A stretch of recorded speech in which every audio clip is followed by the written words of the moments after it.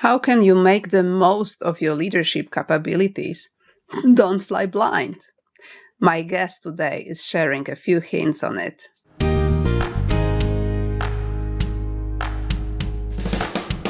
Hi, I am Monika Hutnik and I help leaders learn how to lead their international and virtual teams. Together with my team at ETA Go Global, we make the change happen by means of training, coaching, facilitation, mastermind, action learning, and any other ways. And this podcast, A Step Ahead, has been created for all who want to grow in such an international remote environment, who want to grow as leaders, as HR, as change agents, and simply as humans. I'm inviting you here for discoveries and insights. All recordings and materials are available at www.astepahead.pro.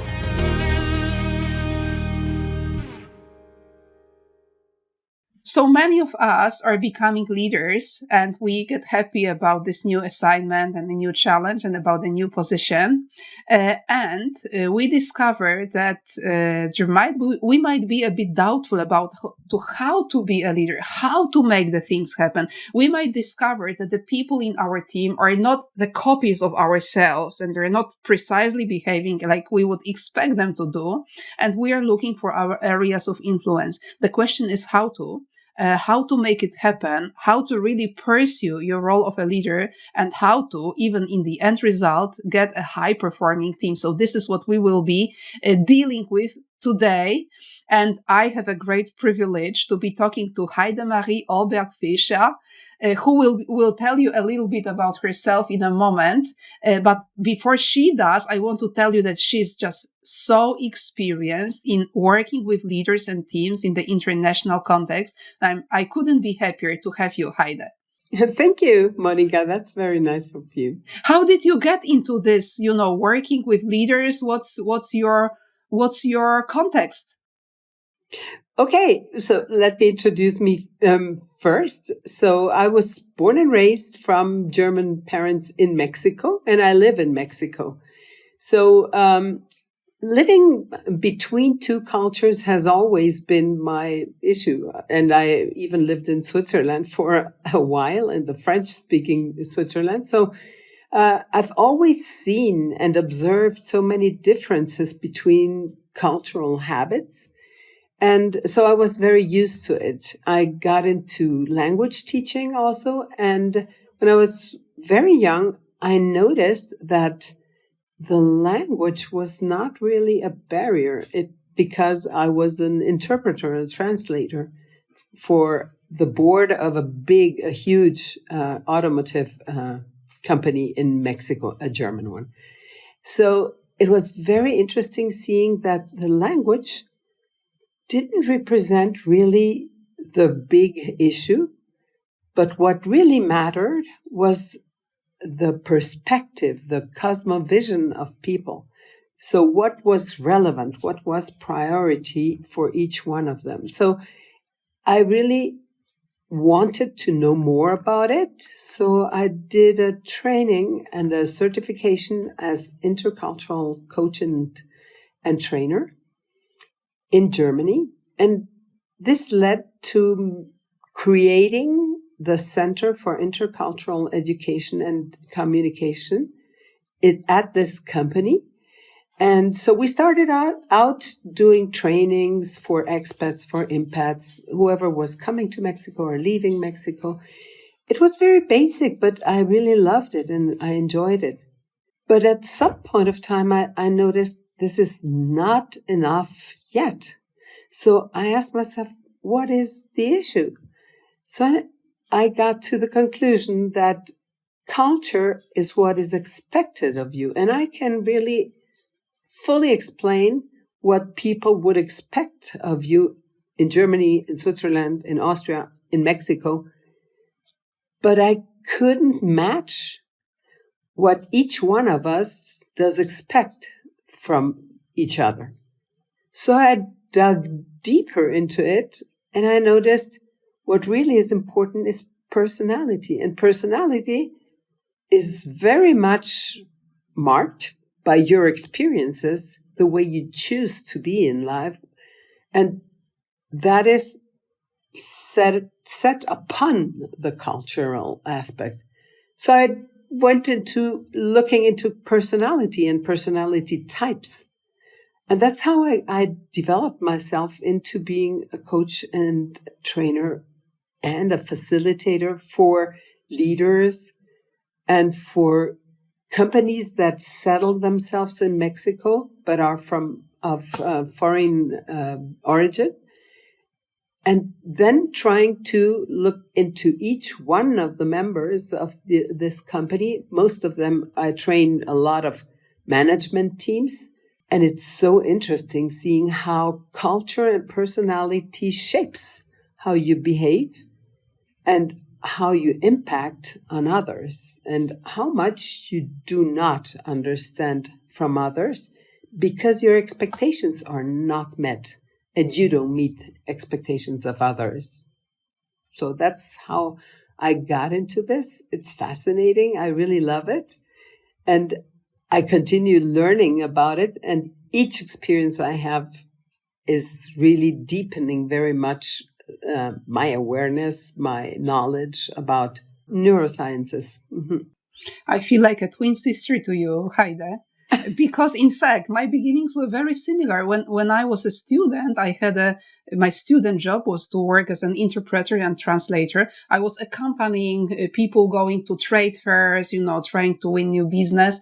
And I was finding myself so frequently in a situation when the words were not relevant to explain what the other person really means from the context of the culture, which is transmitted by the language. And I had so many situations when a person said one sentence, but then my translation was like because I needed to explain all the context. So I really resonate with you. And this was also my beginning, how I got into this intercultural area. But just like you, even though understanding the cultural norms, the way you're expected to behave was a relief, and it was a great to discover. And over many years, I was fascinated with this. Finally, in the end, when you have a specific team, you don't have cultures that interact. You've got specific people, with all their tempers, with all their ways of acting, and the culture is at play, the way we've been formatted to behave in a certain way is what's expected of us. So I fully agree with you that there is so many layers and levels to it. In the international context, we really need to take everything into consideration. Yes. And one thing that really struck me when I started studying more personalities was this phrase, people do what they consider right based on what they consider true to get the best outcome they can. And if you look into how people interact, mostly if expectations are not met, and I'm referring to people acting or reacting or communicating differently than we expect.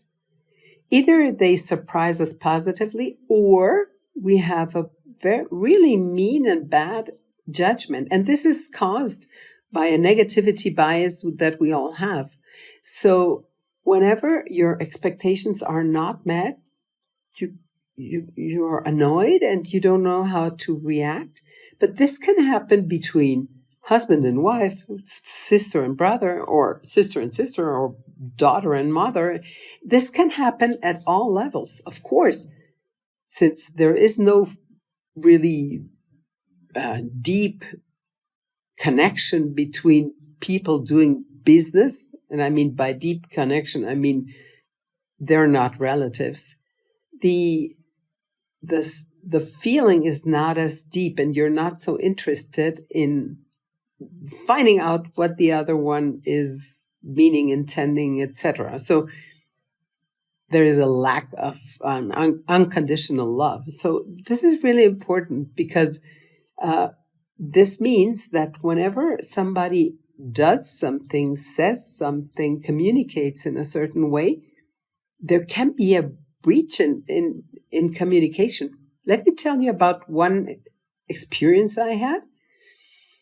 There was this this big company I worked for, the union had said that if the salary rise would not be given, they would go to a strike. So this company was really a big one, 25,000 people working in a plant. So they had a specialist of human resources fly in to Mexico from Germany. And there we were. We found ourselves in the office of the Minister of Labor in Mexico City. And we had the union leader, and we had this very highly respected and, lawyer coming from Germany. So I was the interpreter.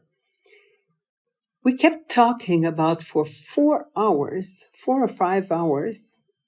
It was amazing. And they didn't understand each other at all, because the German was always focusing on data, facts, macroeconomic figures, etc., etc. And the Mexican would always be focusing on family, of how proud they are of working in a German company, and the quality of the work done by them, etc., and that they wanted to have a company for their kids and their grandchildren, Wow. etc. So the cosmovision was completely different. So after 4 hours, the discussion broke. The German went back, and the strike broke out. No way of understanding each other. There was no common point, nothing. So this really struck me, and that's why I went into looking into personalities. And it's fascinating what can happen when you have people thinking in so different ways. Afterwards, I got to be the commissioner for diversity and inclusion at this company. And again, I was facing this issue that women and men seemed not to complement each other, but to be in a fight. And I thought, why are we in a fight? And it's always the same issue. And I think really having female leaders acting with principles and beliefs and values that are more masculine is a disadvantage for women, because women should naturally use their own beliefs and principles. Although I'm very much aware that in Western societies, this is not what is aimed at. It's not covering the expectations. And I even think that's why women or female leaders have to struggle so much more, because either they are female, and female, I mean, there's a universal concept about female competencies, or they choose to be not very authentically masculine type of leaders. This balance is very hard to convey, to lead in such a way. So if you look at personalities, besides looking at cultures, personalities are either oriented towards tasks, goals, etc., or they are oriented towards emotions, relations, people. There are some people that are balanced in these orientations, but mostly people are focused on one of both. And that doesn't mean that one side forgets about the other. It's just the way you prioritize topics and tasks, etc. So if you have very task-oriented people, they tend to be very neutral, direct in communication, very focused on what has to be done, etc. Versus when you have people oriented towards people and emotions, they're much more indirect. They privilege some relationships. They like to have relationships, etc. So this is a huge difference. So someone talking very directly might be even offensive to someone who is very good at relationship building, at finding out how emotions work, etc. This is the first clash, and we're talking about personalities. And if you, again, look at the other axis that divides us, this is, are people active? That is, with a very intrinsic push to do things? Or are they more reactive, meaning looking at what the environment is requesting from them, what is needed, and how to provide that? This is a huge difference. So if you do that, as we do in Global DISC, the assessment I use a lot, then you really can find out what type of personality is at play in the interaction, in the situation. And that helps leaders a lot. Leaders in companies in the Western world, at least in the Western world where I grew up and know of, they tend to be very competency focused, or human resources send them to a lot of trainings, and they learn how to communicate, what's important, how to detect competencies. But they don't really are made aware of their preferences and what triggers them, how they work, how they function. So by doing the Global DISC and debriefing the whole set of strengths and potential weaknesses, people get to be much more aware. That's what I've been doing for the last 4 years, getting into analyzing the leadership by doing the assessments. Global DISC, debriefing their personality, and that has even led to some executive coaching programs where people get the awareness of how they function, if they're overpowering other people, if they're demanding too much of the other people, because not everyone is task-oriented or goal-oriented. And we should learn how to make the best out of each one. So this is really helpful. And I think in the course of 6 to 8 months, by facing leaders with the way they are seen from their coworkers, from other employees, colleagues, etc., they really can grow in their self-awareness. They can understand how they're seen, because it's so different than what they think originally. One example which I am observing now is around AI implementation, and I can see in a company, yes, and I can see what language is used by the team which is supposed to bring the change. You can imagine that people who volunteered, who opted into the team, are those who are really curious about new technologies. They are really forward thinking, forward looking, forward acting. They are excited by change. They are excited by technology development and so on. So they use the same, with the best intention, they use the same kind of a language to appeal to the large groups of employees in that company. So they talk about discoveries, they talk about challenge, they talk about change. And just imagine, just today, before we had our session, I was giving a feedback to a young lady, and she told me, but why change? People value stability. You need to tell us Sure.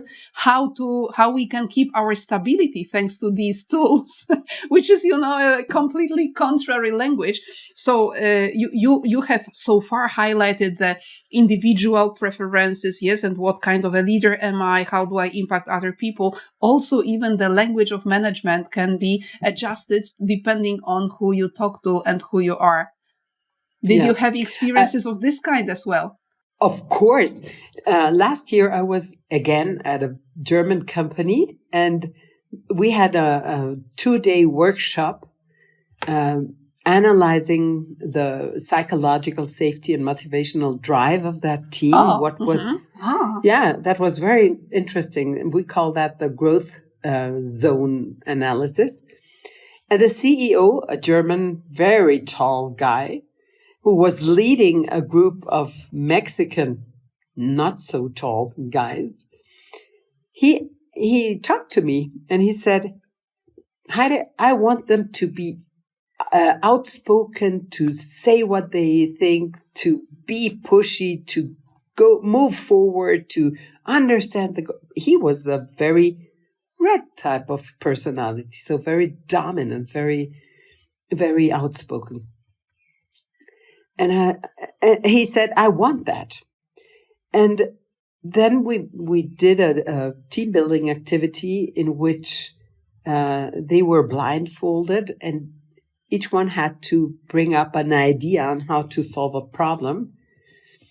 So he immediately pushed forward, and I thought, so funny that but he cannot hinder it. It triggers him. These type of personality, they cannot keep quiet. As soon as they have an idea, they come forward with this idea, and it's true, they think that's the best way to go about it. So he had some very quiet, introverted types of personality among his colleagues. And one of them tried to say something like, why don't we, and explaining his idea on how to solve the problem. He wouldn't be listened at, so they pushed it. And it was funny because it took them more time to solve the problem than normally it takes them. So I asked him, did you listen to the opinion, to the solution alternative of your CFO? And he said, did he say something? And I said, yeah, he would have had a bright solution. And then I said, whenever you push an introvert openly in a public setting to bring about their opinion, to express them freely and in a loud manner, you're blocking them. What happens is not like triggering ideas and going forward. No, introverts tend to get blocked because the pressure of saying things out loud and in a very quick manner and in a loud voice is so huge that they prefer not to say anything. So you might have the expert on something being an introvert, but not expressing anything because it just blocked his brain. So this is to take into account. I think extroversion is too highly valued. It's very good. It's nice. It's good to have extroverts. But the counterpart, introverts, is also very, very necessary. You need people to be focused, to be analyzing, to dig into data and facts and find out what could be the issue or a problem. Because the extroverts tend to be much quicker. Their speed is somehow hindering them from digging into details. Yes. So you need to find this balance to solve problems adequately and to broaden the diversity. And by diversity, I'm referring not to tall, small, thick, thin, color of skin, whatever. No, I'm referring to cognitive diversity, the ability to look at problems from different perspectives. And so that you cover the whole problem and have a much broader solution scenic. So, and this is something that some leaders do not acknowledge, and they create type of tunnel visions because looking for people that act, react, communicate just as they do simply limits the different perspectives. So Yes. Cognitive diversity is a very big issue to have a team that really is able to innovate, to create, to speak up, to feel good. Of course, in a setting, in an environment that grants them psychological safety and also motivates them to speak up, to bring about ideas, but giving them their pace. Not everyone is quick and speedy. Not everyone is. So this is something leaders sometimes forget. They kind of forget that speed is not the only competency. It is good to have speedy people, but it's also good to have someone pulling the brakes. Yes, and if only it works in a dialogue together, yes. It was so funny to hear about the case which you mentioned. I remember a recent request we have received as a company, and it was about a training on managerial courage. So the new director of a company, of a local company here in Poland, understood that the local leadership here is lacking courage, lacking managerial courage, and they requested with the best intention a training on courage, while in fact the situation was very similar to what you described. And was it a coincidence that the headquarters are also based in Germany? And the way you discuss in meetings, yes, what is the culture game? Yes, the culture game. You need to be very open, maybe a little bit confrontational. Yes, in a Polish culture, yes, we are confrontational, but we also value the harmony to a large extent. Things are taken personally. Yes, you wouldn't like to have an enemy even if you win in a one meeting. Yes, so that's how there were many sensitivities also around discussions. So the matter is absolutely not about courage, because the people were courageous to not speak up when they thought it was not appropriate what the leader was doing.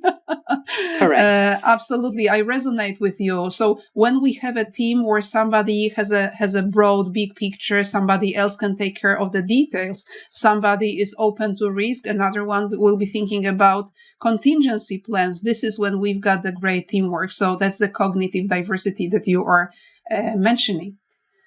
Sure.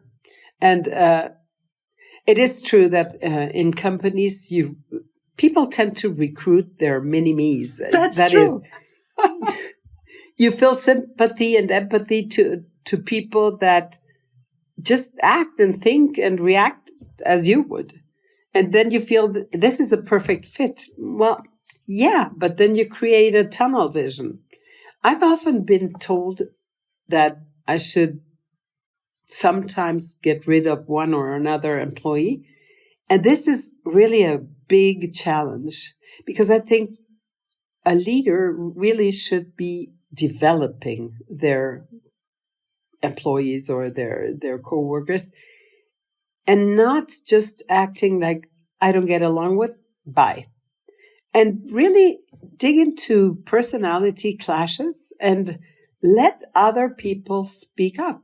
And I've had many experiences of people that in the beginning I did not really fully understand or get along with, but time passed and they developed into really worthy and valued employees once we had found our ways to respect each other and to work together by respecting our beliefs and principles. That is not so easy to do, because it's much easier to just get rid of people. But no, the issue is really looking into strengths that are different than your strengths. And this is so important also for leaders. And now I'm coming to the point where I think leaders should be very aware of what triggers them, what type of automatic response they show or they act out when they're triggered. Every person, each one of us, when stakes are high and we get very emotional, that could be because of an urgency, high stress, crisis, etc., which is very normal in companies. We get triggered.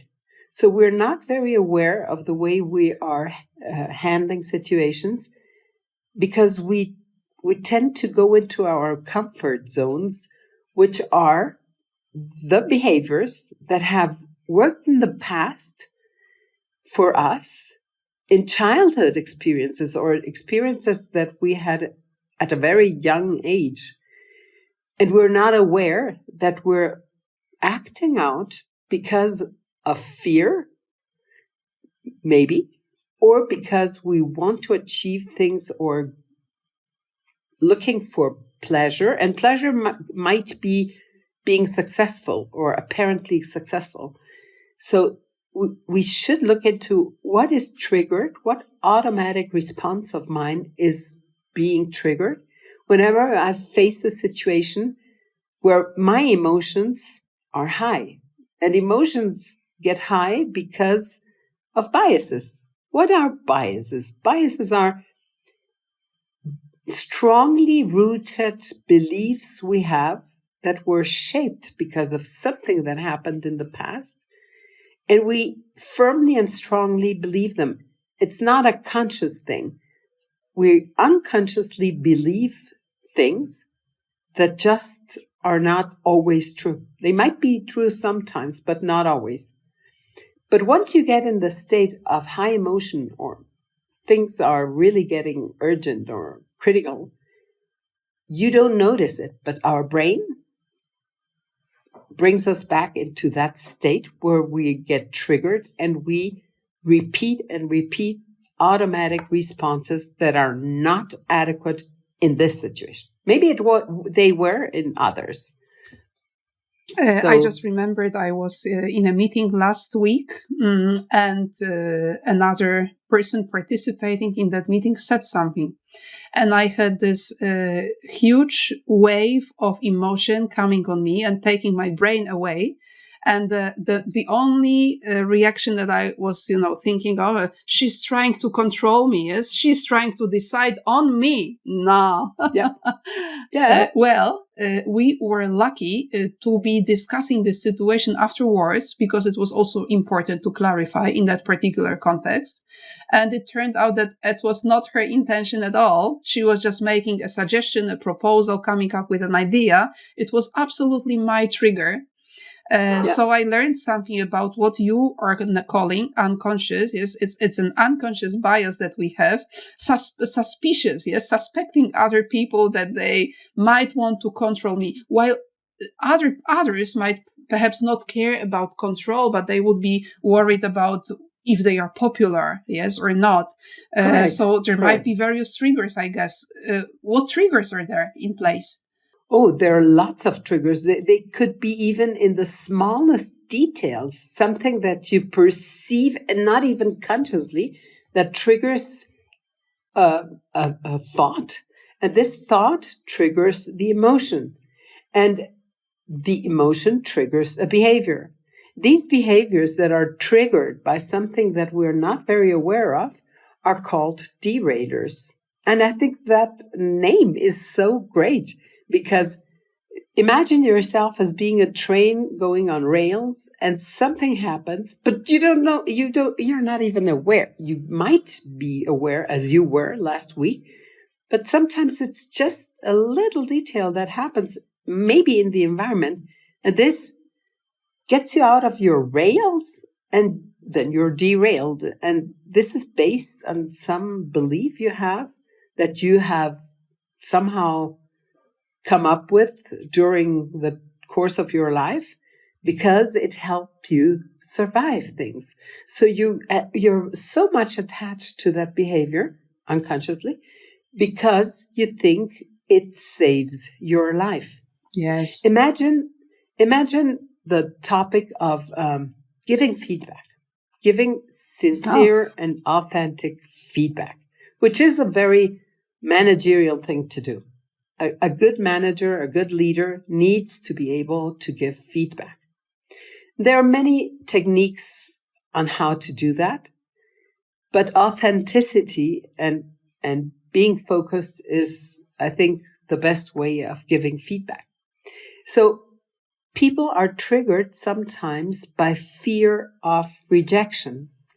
Sometimes when the feedback is not so positive, it's a somehow critical or negative feedback, something in your primary brain tells you, but not consciously, that you will be rejected by the person receiving the feedback.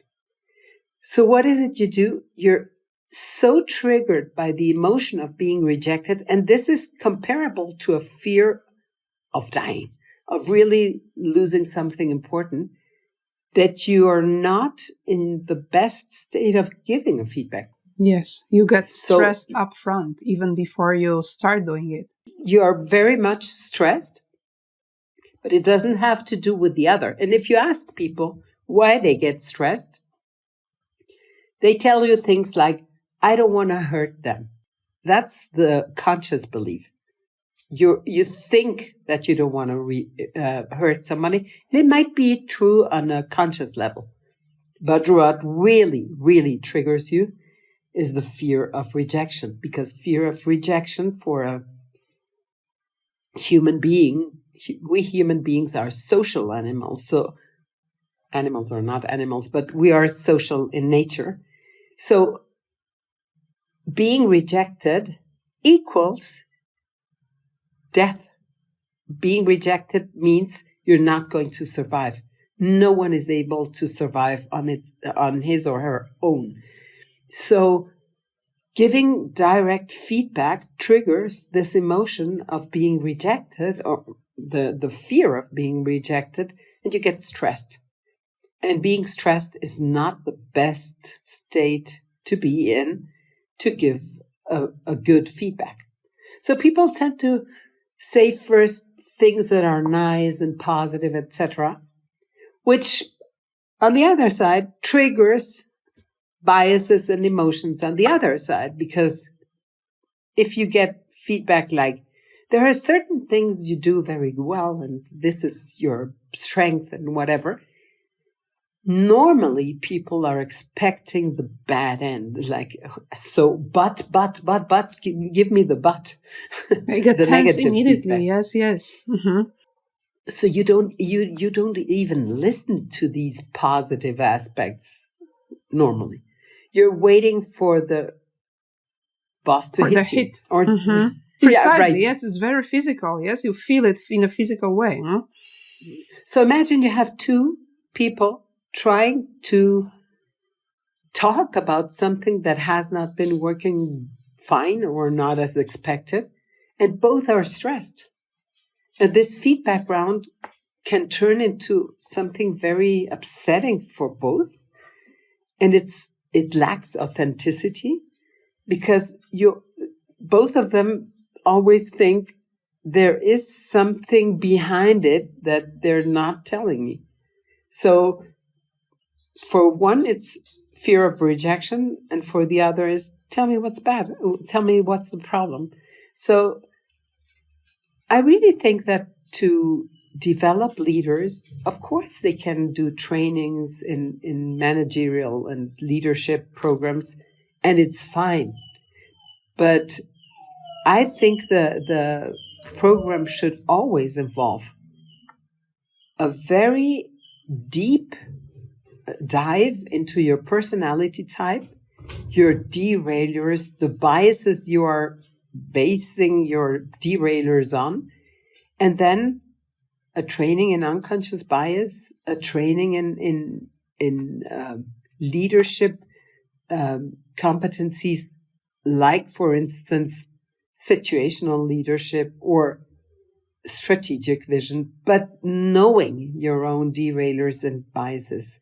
Otherwise, if you're not aware, it's kind of the leader is trying to act out fine, but is always derailed by biases and these behaviors that come automatically. So a good leadership program should be based on the individual. Let's look into what is it you are and represent. What are your preferences? You yourself. What are your personality types? What is the culture you're used to? So what are you used to see as a habit and regard as normal? Because that might not be normal in another setting. And then after being very much aware of that, then we can move on with competencies, other competencies. I agree But with you. being aware is the best. Being aware on myself. Yes, I'm thinking about the general leadership trainings, about the situation with feedback, which you mentioned. So in this particular situation, no specific sequence of, phrasing the feedback will help unless you dive deep into yourself and recognize your own patterns. And even, attending a training on, biases, whatever, might give you a general information, but it will not give you an insight into yourself. So I fully agree with you that to manage yourself, you need to be knowledgeable about yourself. You need to learn something about yourself, what you are as a person, because even though we might have some tasks as manager, yes, one of them is to give feedback, help people grow and bring results. Yes, this is what we all need to do. Well, in fact, each of us can do it in a different way depending on who we are as individuals. And Heide, I know that you work with a whole tool set that helps you really make it happen. Can you tell us more about it? Sure. I do use the ICQ tools that I got certified in 4 years ago. And what I really like is I start always with the global disc, which is a tool that was developed during the pandemics, which looks into the personality type, the what, the why, and the how, and most importantly, the whys, and a debriefing of these strengths and weaknesses, but it always looks also into a cultural orientation. So it kind of explains to you how you choose to be and how the environment surrounding you is dealing with it, or how you impact into your environment. Once I have used that, I really like the derailer test also from ICQ because it shows you what are the behaviors that you most commonly show whenever you get triggered. So are you more someone who is shy and retreats, or are you screaming or overpowering people, or do you get defensive, or what is it you do when you get triggered? And triggered by whatever it be. I mean, it doesn't even need to be a stressful situation. It's a very personal thing, what triggers you. Mm-hmm. And once you know these behaviors, I also like the bias tests from ICQ because then you get to know what are the beliefs you hold true, the values you hold true that trigger your derailers and bring about your personality type. And once you've completed this whole sequence of assessments, then you can work with a team and work with the growth zone, for instance. The growth zone is a team tool where everybody assesses the psychological safety and the motivational drive. So once you have that, you can find out if a team is in the growth zone, in the apathy zone, because neither psychological safety nor motivational drive is there, or they're in a burnout zone, in a tunnel vision type of zone where the motivation is high, but the psychological safety is bad, or the other way around. They feel highly secure, really comfortable, which is the comfort zone, but they're not motivated. No one is innovating. No one is creating.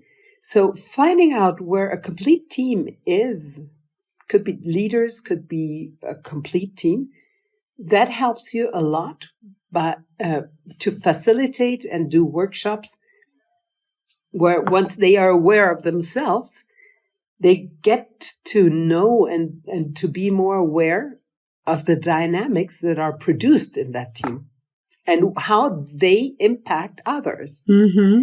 And come to find out what the rules of engagement or the rules of behavior should be. And they engage in doing that.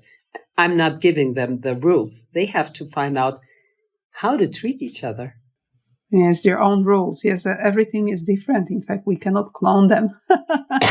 No. So it's a really interesting journey, and it takes round about 6 to 8 months to get into that depth of each one fully understanding what they do, how they impact others, what triggers their behaviors, where they should learn to control themselves a little bit more.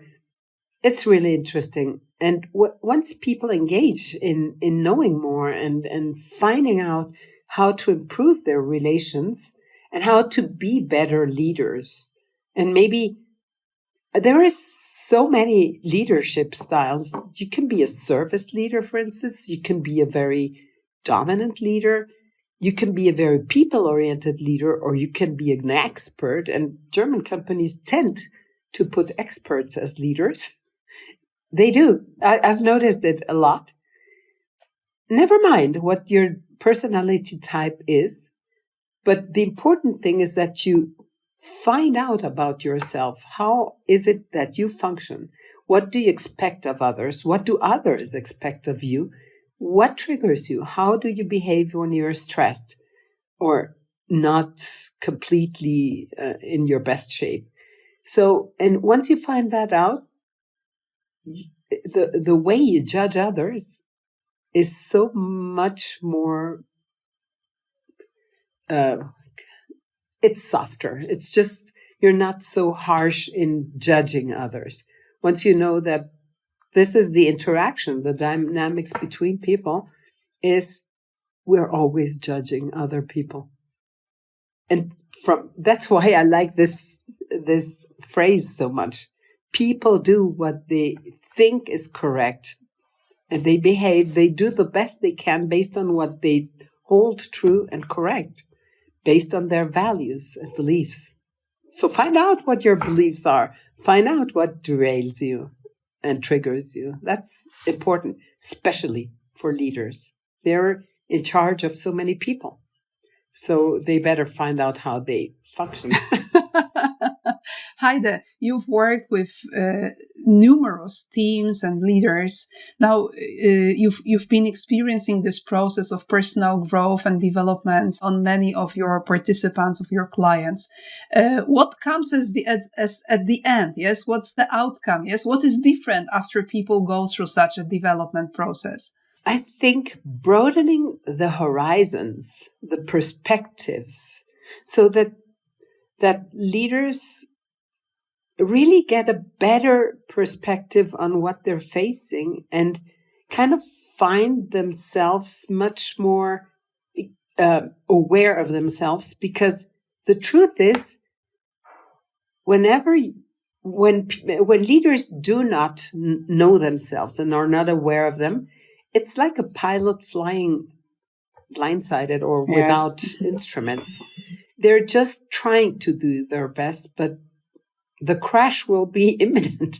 So it's so important. And I would suggest any leader try to find out how you function, the algorithms that you have inside your brain that make you do and act and communicate and interact as you do, so that you are in control, not them over you, but you over them.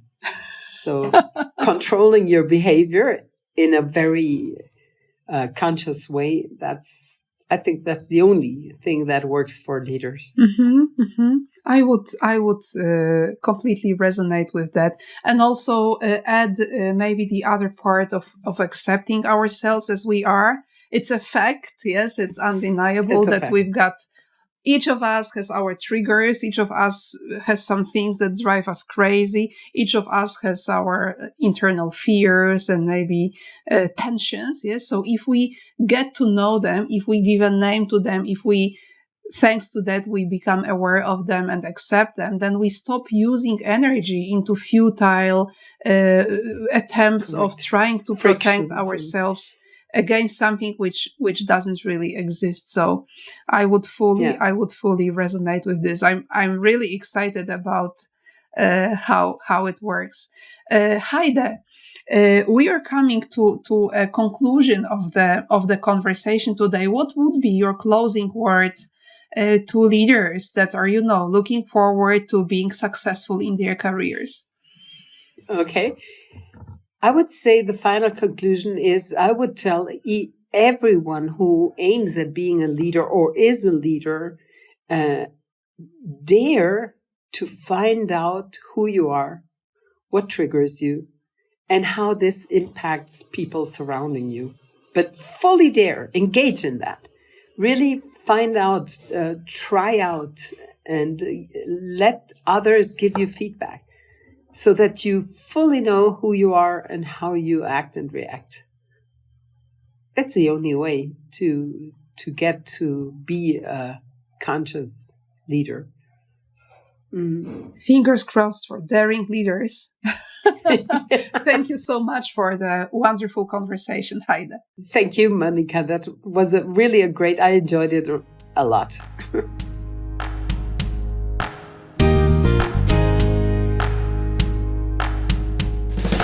Definitely, knowing yourself is so much needed to be a good leader.